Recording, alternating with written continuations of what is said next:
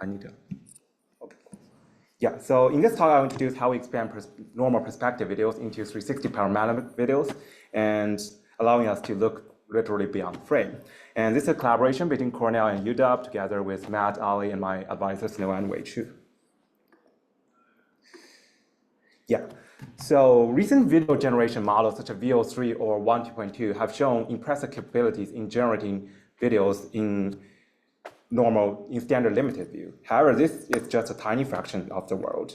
So however, as humans, we naturally want to see the world beyond us, not just through a narrow window, but in all directions. So this leads us to the question, what if we want to see what's happening beyond? A natural idea towards this might be using video outpainting methods. So here we start with a regular perspective video and progressively extend its boundary using the latest state-of-the-art model called follower canvas. Initially, the extended regions look reasonable, but as we continue to push outward, the quality of the extended regions quickly deteriorates. And moreover, the two sides fail to align and the polar regions are inconsistent, meaning it's not a true panoramic video. So to address these limitations, we introduced Video to 360, which aims to transform ordinary perspective videos as shown on the left to full 360 panoramic video as shown on the right. Is this video playing? Okay, cool. So I want to use this car in this video to illustrate how hard the problem is. So while the car is inside the frame in the first few seconds, after the car goes out of the input viewpoint, the models need to comprehend that the car is still inside the lane and moving forward. So in other words, the model needs to understand both the spatial layout of the scene and the temporal dynamics, which is very hard.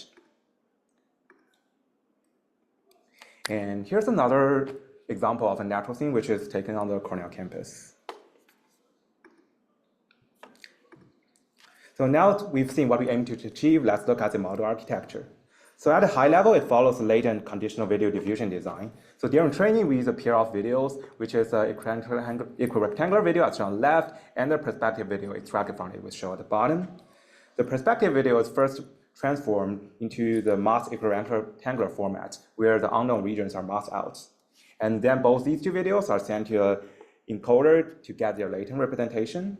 And as in standard video diffusion training, we add noise to the non-latents and concatenate them together and send them to a denoiser to estimate the injected noise. And here's the inference framework where we only have the input is only the input perspective video as shown on the bottom. So similar to training time, we first project the input frames onto a rectangular canvas and mask out all unseen regions. And then we start from pure Gaussian noise and iteratively denoise it, conditioning on the latent of the masked equirectangular video as well as the clip feature of the input video. And finally, after obtaining the clean latent, we decode it back to the equirectangular video, which is our final objective. However, three key challenges remain. So first, our training dataset will be a set of 360 videos. So how do we create this kind of 360 and perspective video pairs from this dataset? And the second challenge here is that I intentionally skipped how I map the input video to the rectangular canvas. During training, this is known because we curate this kind of dataset. But during inference, how do we map to the canvas is unknown. And the third challenge is that the standard video diffusion or its VAE do not guarantee seamless warping. So in other words, the left and right boundaries may not align. However, achieving this kind of smooth transition is important for 360 videos. And these are the issues I would like to address next. To address first challenge, we introduced camera motion simulation to curate a paired 360 perspective video dataset from 360 videos. For example, we have a 360 video as shown on the left, and we simulate realistic camera trajectories by combining three components, including linear motion. So here, the first column is the extracted perspective video, and the second column shows its position on the canvas. And other terms including oscillatory motion, which is used to simulate handshake, as well as a noise term to just simulate randomness. So this process produces diverse and realistic 360 perspective video pairs for us to train our model. And the second challenge here is how to map the input video onto the rectangular canvas. So we still do use this video as an example, but here is the perspective video. So the naive idea, maybe we always just map this video to the center. However, if we use this kind of mapping, the middle part of the canvas will show from showing the horizon to the sky, which will, and as a result, the intended panorama, which looks like this video on the right, which has a distorted geometry. So to address this problem, we propose view-based frame alignment, which aims to ensure that each region of the canvas roughly corresponds to the same part of the scene across frames.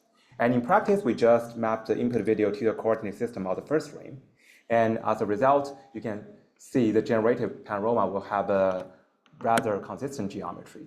And in practice, during inference, since we only have an input perspective video, we first calibrate the video using the latest lab method called MegaSim, and then align them to the first frame coordinates, and use this estimated pulse to map the input video to the canvas. And finally, we want to address the boundary consistency issue in 360 panoramas. So, and in practice, we introduce the blended decoding strategy. So first, given a clean latent we obtained after the denoising process, we first decode it to a normal video where it has seam on the boundary, which means that the left and right may not perfectly align. And to address this, we first rotate the latent by 180 degrees, decode it, and rotate it back by 180 degrees. So we got two videos. So here are static images, but these are actual videos. They have the same visual content, but one video has the seam on the boundary and one video has the seam in the middle. And then we use the pixel-wise blending to blend these videos together. So basically, we just use a distance-based weighting, which gets more weight to pixels further from boundary. And as a result, the seam between edges vanish, and the final 360 video can achieve this kind of smooth and artifact-free transition across the entire panorama. And now that we introduced the core pump components, that takes a look at the data we use. So we begin with 361 million, which is a very massive data set containing about 1 million 360 videos straight from YouTube.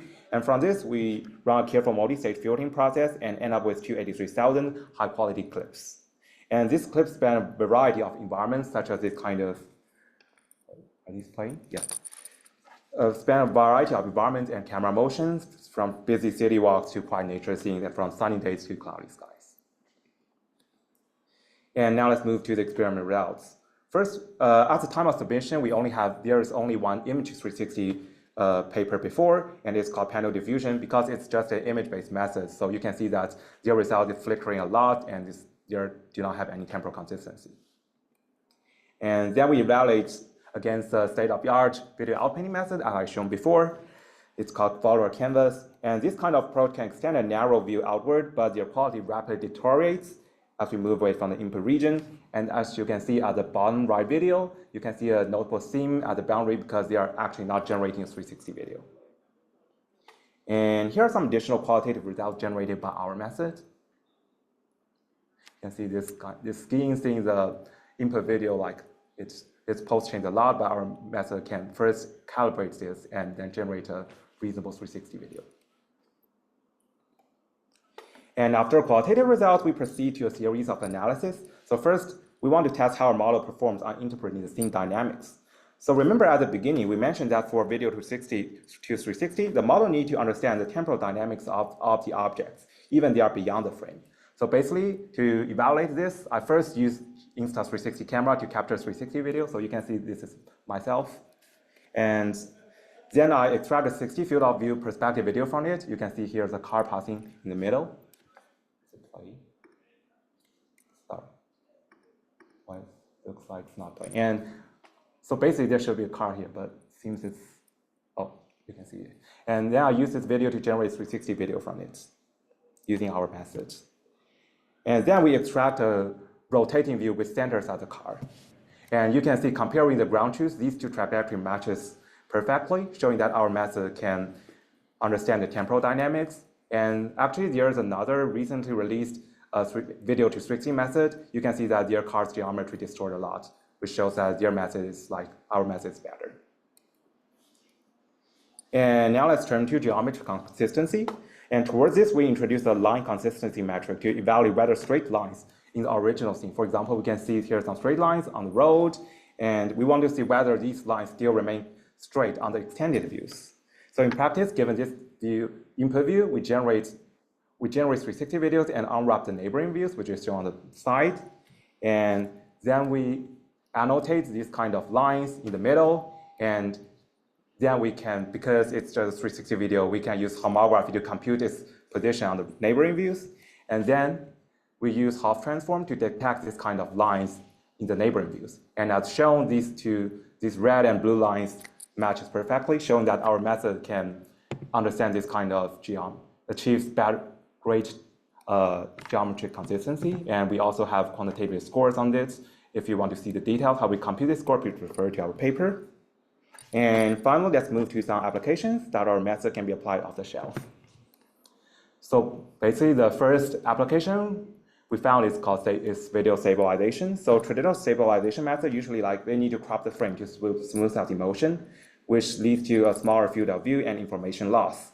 However, since our model can generate a complete 360 panorama, we can stabilize the video by recentering the virtual camera, so without reducing the field of view. And our method result is shown in the middle column. And on the right column is the ground truth provided by dataset. You can see that our method have a larger field of view. And another application is like camera viewpoint control. So basically we have an input video, and since we can generate 360, we can just rotate the camera to the right, for example, 30 degrees or 45 degrees.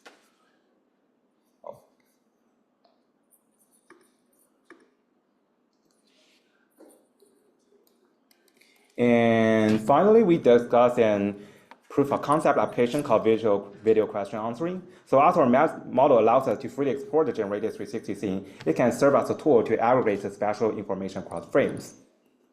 So basically, in this proof of concept example, the video of interest is shown on the left, and we want to ask a video LM, so namely GPT-4o, to ask whether the red car overlaps the crystal crosswalk in the last frame. So basically, it should be overlapped, but given the initial video, the model cannot understand this point. And then we ask the model, how should I change the viewing direction to verify this answer?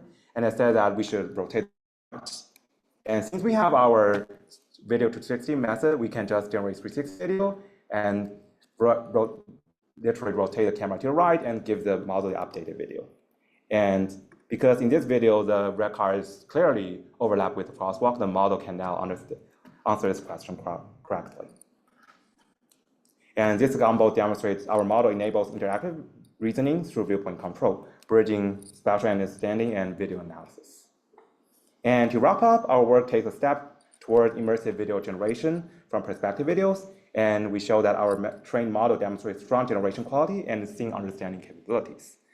And it also enables a variety of downstream applications which can be applied off the shelf. And our poster will be on Wednesday morning, and welcome any questions, and welcome to chat during the poster. Thank you.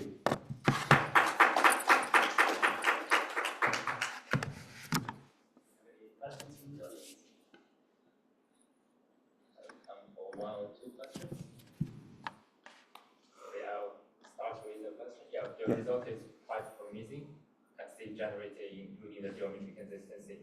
So I'm so curious in under this promising result, any failure case or challenging cases that's broken.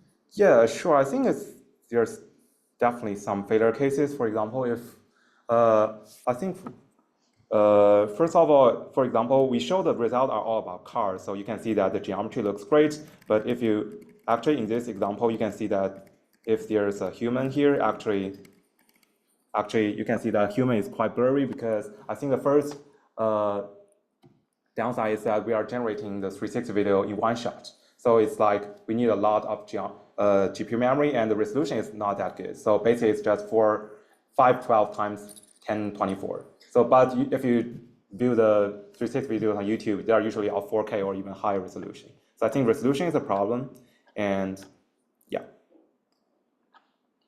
While we're waiting for the second question, for the second speaker for the method update.